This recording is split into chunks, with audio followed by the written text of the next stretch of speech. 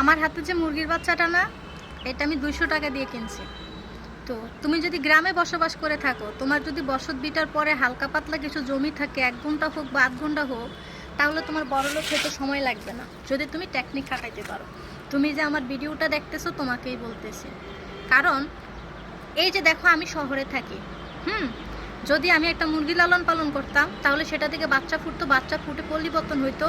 আমার মুরগি বড় হইলে, যেহেতু একটা দেশি মুরগির কেজি 700 টাকা, একটা মুরগি বিক্রি করলে আমার কাছে টাকা আইতো। তো তুমি চাইলে একটা গরু কিনতে পারো, বা গরুর টাকা না থাকলে তুমি একটা ছাগলের বাচ্চা কিনতে পারো। ছাগলের বাচ্চাটা যখন কিনবা, তা আবার জাতের ছাগল কিনতে হবে।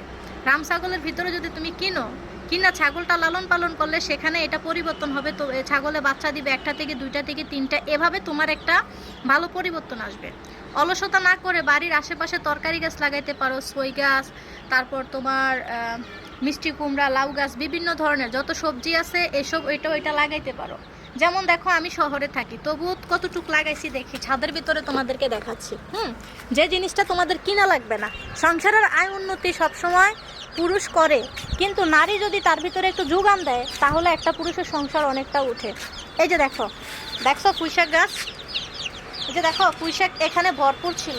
আর এই যে দেখেন, এখানে হচ্ছে আলু শাক, দেখছো আলু শাক, এখানে হচ্ছে পুঁইশাক, এখানে হচ্ছে আলু শাক। দাঁড়াও, আমি ব্যাক ক্যামেরা দিয়ে দেখাচ্ছি, তাহলে ভালো দেখানো যায়। এই যে দেখো, এই পুঁইশাকগুলো কত সুন্দর ছিল, এখন হয়তো সিজন নাই, তো ওই জন্য। এই যে দেখো, এটা হচ্ছে আমার কামরাঙ্গা মরিচ গাছ। এই যে এটা হচ্ছে বেগুন গাছ, ওই যে নার্কিসের মতো আর যাবো না বেগুন তুলিতে ও ললিতে। এই যে এটা হচ্ছে সেই বড় বেগুন গাছ। তারপর এটা হচ্ছে আমার গাছ, তোমার লেবু গাছ। তারপরে এই যে এখানে দেখো, এটা হচ্ছে মেহেদি গাছ। যখন আমার মাথা গরম হয়ে যায় তখন আমি দেই। তারপর এই যে দেখো, এখানে হচ্ছে তুলসীর গাছ, ওই যে এই সেই তুলসী, অকারণে তুলসীর মূলে জল ঢালিলাম। তার এই যে দেখো, এখানে চারাগুলো কত সুন্দর হয়েছে। আর এই যে দেখো, আমার মরিচ গাছে মরিচ ধরছে। তারপরে যে দেখো, আমার বাসার বারান্দায়। তো ফাইনাল কথা হচ্ছে যে, একটা নারী যদি গুণবতী হয়, তাহলে তার স্বামীর তাড়াতাড়ি আয় উন্নতি হবে। আর একজন নারী যদি মনে করে আমার স্বামী আমাকে বিয়ে করেছে, সে আমাকে ভরণ পোষণ দিবে, খাওয়াবে, চালাবে, এটা তার অধিকার, আমি কেন কষ্ট করতে যাব। তবে আমি একটা কথাই বলবো, সংসার জীবনে 2টা মানুষের সমান অবদান থাকতে হবে, সমান ভালোবাসা থাকতে হবে। তবে পুরুষের তুলনায় নারীর একটু বেশি থাকতে হবে। কারণ নারী চাইলে একটা পুরুষকে বাদশা বানাইতে পারে, আবার নারী চাইলে একটা পুরুষকে ফকির বানাইতে পারে, নারীদের চলাফেরার কারণে। আপনি যদি অতিরিক্ত অপচয় করেন, তাহলে আপনার স্বামীর সংসারে জীবন আয় উন্নতি হবে না।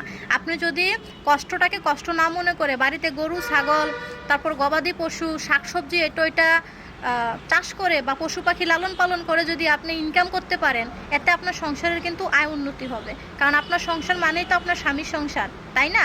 এখানে একে অপরকে হিংসা না করে ভালোবাসতে হবে, একে অপরের উপর বোঝা না দিয়ে দুজনে সমানভাবে পরিশ্রম করতে হবে সংসারের জন্য।